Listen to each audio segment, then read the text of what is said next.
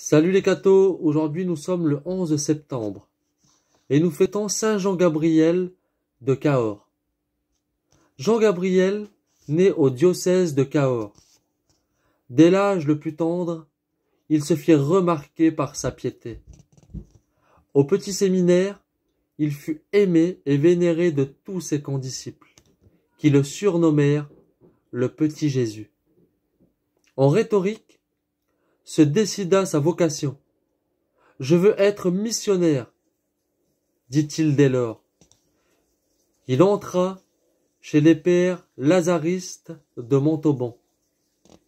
Depuis bien des années, dit un des novices confiés plus tard à ses soins, j'avais désiré rencontrer un saint. En voyant M. Perboyre, il me sembla que Dieu avait exaucé mes désirs. J'avais dit plusieurs fois, vous verrez que M. Perboyre sera canonisé. Lui seul ne se doutait pas des sentiments qu'il inspirait. Et il s'appelait la balayure de la maison. Ces deux maximes étaient « On ne fait du bien dans les âmes que par la prière. Dans tout ce que vous faites, ne travaillez que pour plaire à Dieu.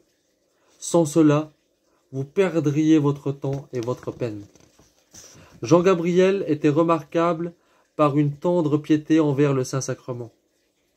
Il y revenait sans cesse et passait des heures entières en adoration.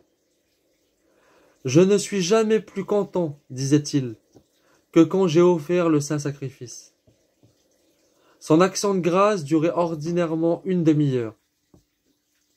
Envoyé dans les missions de Chine, M. Perboyre se surpassa lui-même. Après 4 ans d'apostolat, trahi comme son maître, il subit les plus cruels supplices. L'athlète de la foi, digne de Jésus-Christ, ne profère pas un cri de douleur. Les assistants ne cachent pas leur étonnement et peuvent à peine retenir leurs larmes. « Foule aux pieds ton Dieu, et je te rendrai la liberté, » lui crie le mandarin. « Oh ! Répond le martyr, comment pourrais-je faire cette injure à mon Sauveur ?»